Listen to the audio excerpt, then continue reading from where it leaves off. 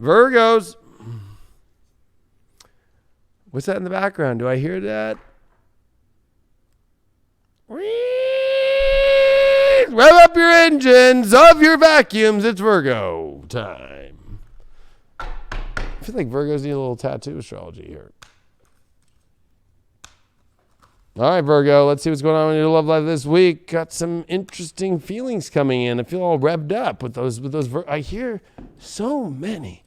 I learned so much. So many things. So many things. Two of Pentacles is your first card. The Fool is your challenge. Wow. Eight of Swords is your overall. Queen of Wands is how you get through this. You need to fall like in stupid in love, Virgo. Not toxic, like trying to make two different worlds find harmony. I feel like this is the only way that two worlds find harmony is the Fool and the Queen of Wands. Like the challenge for you is to find drunk love of just beauty, not like little drunk love, but just like like not intoxicating either, but like just pure puppy love. Like where's the puppy love here? Because I think that this is the challenge. And I think that that's the only thing that's going to work. I think that you're in toxic situations where you're like, well, my world's changing and theirs is. And like, how do we make this work? That's like sorting out this great star for you.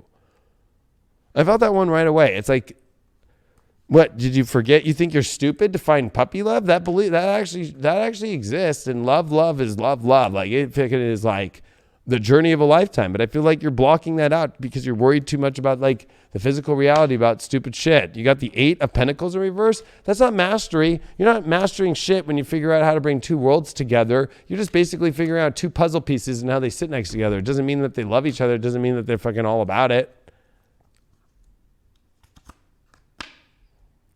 Star card. Look at that. You got to detoxify the fucking troubled situations that I feel like Virgos are in right now. Oh boy, and bring it back to that fucking love, puppy love, like beautiful space, or just enter partnerships like that instead of entering energy that feels more just like people like playing out the act of dating or love instead of like living it and being living examples of it. This is time for you to be a living example of love instead of living in the fucking false energy of love, which is like going through the motions. This is definitely a going through the motions or living in love and embodying it fully, but you're going to have to wash away something that honestly is toxic. The Eight of Swords is you are stuck in a trap that you continue to stay in the toxic trap yourself. And that's not mastery. Oh, I figured out how to make my two worlds work, but we're not having fucking puppy love. Like, that's fucking gross. That's like, to me, that'd be like, might as well just order a robot. You got Virgo, you got your own card. That's what you need to that's what you do need to analyze is why you are trying to feel that you're mastering putting two worlds together as if that's some mastery. That's not. Like anybody can figure out two worlds together. That's just like two people. Like you walk in a DMV, there's a lot of other people in different worlds all figuring out how to get through the line and pick their number and fucking get their driver's license. That's not mastery. That's been going on for a long time. So you need to reanalyze your life and be like, am I looking for like true love and like magnetic love? And even though you might think that's stupid, no, that's really where love is. Instead of getting too caught up into these toxic situations that you know it's toxic, you know it's not good, but I'm figuring out a way for my toxic shit to go and work with this relationship. This star card is definitely trying to, have you start from a fresh new place. Look at that. You got divinity. Oh, wow. With that puppy love and with that beautiful fucking Fool and Queen of Wands here. God, the challenge for you is finding divine love that is just the truest love. But it's like, you got to put yourself in that position. I got a feeling that you are in some really stupid energies right now. And what is it? Do you guys have the divine energy together? Do you focus on the divine? Do you look at the divine? And does that other person look for the divine? Divine timing is everything as well. You got naked before the stars. Okay, that's your shadow. You're doing things all alone when it comes to the divinity world, and you're not encompassing that in your relationship. You're just putting two worlds together. It's like, okay, yep, us two are together. Like, okay, yep, okay, two human bodies, and we're figuring out how to work.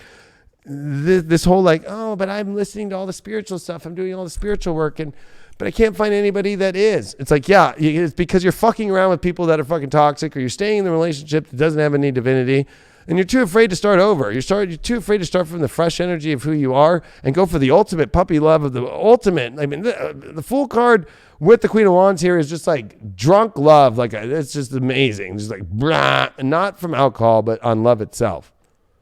So you have a big choice this week. Like, you gonna play robot?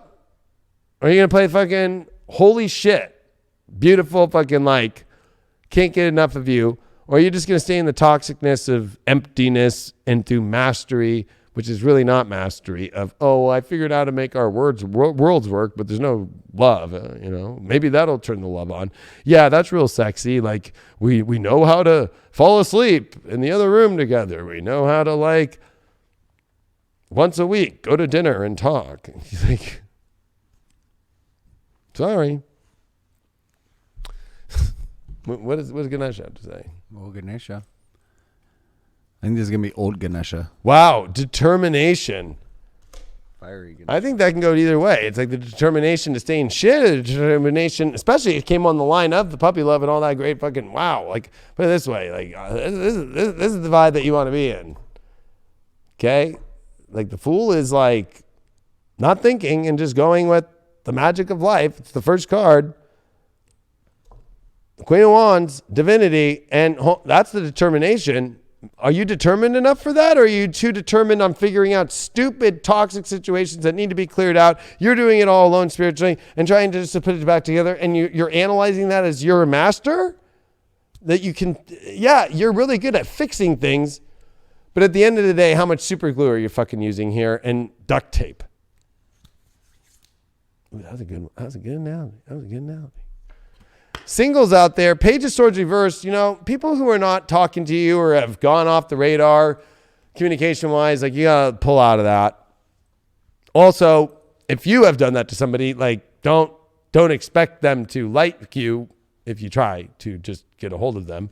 But anybody who can't communicate or can't stay in contact with you, at this point, you should be like, you know what? They're not pursuing me, or they're not talking. They stopped on the text. It's not that they ghosted you. I think the whole ghost thing is so stupid. It's like, they're just not into you. Like, that's, you know what ghosting is? A fucking weird fucking emotional fucking issue with sensitivities of people that just can't honestly be like, they don't like me.